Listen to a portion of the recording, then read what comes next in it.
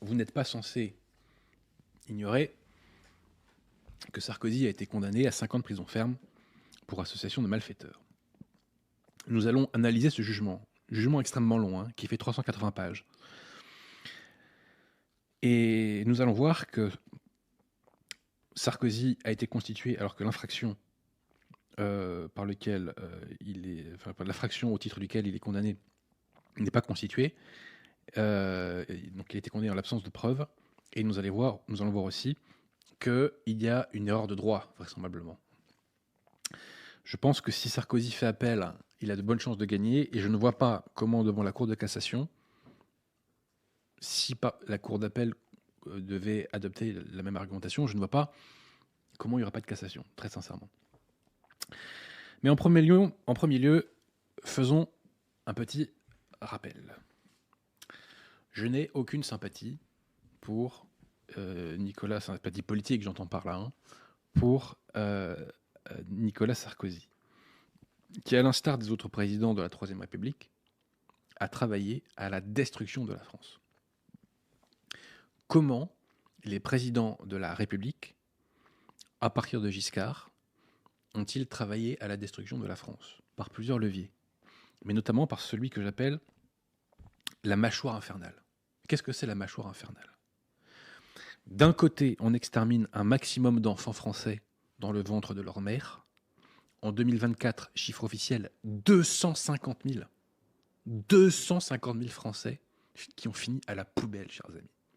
Je rappelle que la bataille de Verdun avait fait 163 000 morts. Donc ça veut dire que l'avortement en 2024, c'est 50% de morts de plus que la bataille de Verdun. Il faut rappeler que l'avortement est un assassinat. C'est un péché mortel et ça prive de la vision béatifique les enfants avortés. C'est une monstruosité. Je l'ai dit, je le répète, je le répéterai. Le fait que l'avortement soit non seulement légalisé, mais promu par notre société, prouve que nous vivons dans une société barbare, qui repose sur le cri silencieux de ces millions d'innocents qui, depuis des décennies, ont fini à la poubelle. Voilà. Nous vivons dans une société barbare. Donc, premier élément de cette mâchoire, le génocide prénatal.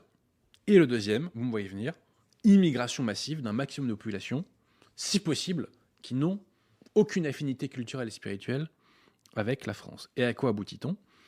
À la disparition du peuple français sur son propre sol. Autrement dit, à l'afro-islamisation de la France.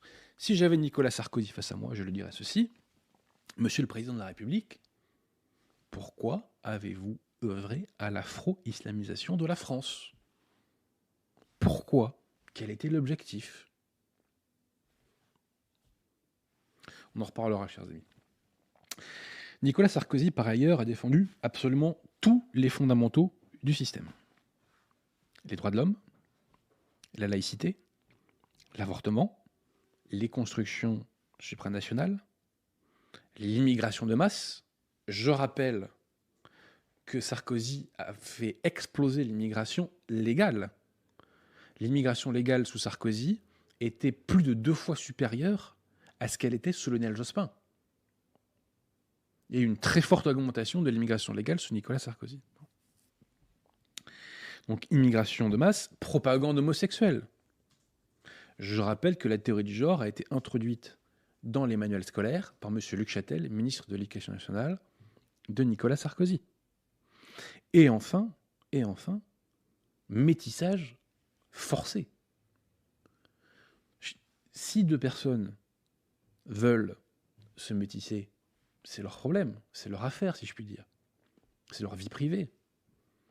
Mais les institutions n'ont pas à forcer les gens de se métisser. Qu'est-ce que c'est que cette histoire? Donc je rappelle les propos de Sarkozy. Vous allez sur YouTube, vous tapez Sarkozy métissage.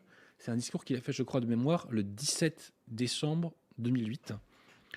C'est un grand classique, hélas. Et il dit notamment ceci. Permettez un petit instant, on va retrouver ça. Si le volontarisme républicain, au sujet du métissage, si le volontarisme républicain ne fonctionnait pas, Donc ça veut dire que le volontarisme républicain conduit au métissage, en passant. Il faudra alors que la République passe par des méthodes plus contraignantes encore. Attendez, ça veut dire quoi ça? Ça veut dire qu'on va forcer des gens à se métisser alors qu'ils ne le veulent pas? C'est complètement fou.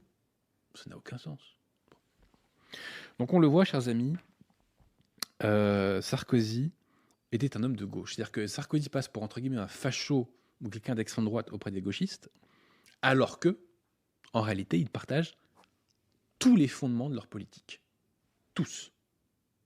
La seule chose qui fait que Sarkozy passe pour un facho au jeu des gauchistes, c'est quelques déclarations qui n'ont été traduites, comme celle du Karcher par exemple, qui n'ont été traduites par absolument aucun acte. Sarkozy n'a pas du tout essayé de mettre un terme, enfin de réprimer les racailles. On l'aurait vu. On l'aurait vu quand même. Bon. Bref, la responsabilité de Nicolas Sarkozy est d'autant plus grande qu'il a fait croire à une alternance de droite, à du Le Pen sans Le Pen. Il a été élu pour faire du Le Pen sans Le Pen. Et que fait-il une fois élu? L'ouverture à gauche, en faisant rentrer notamment Bernard Kouchner au gouvernement.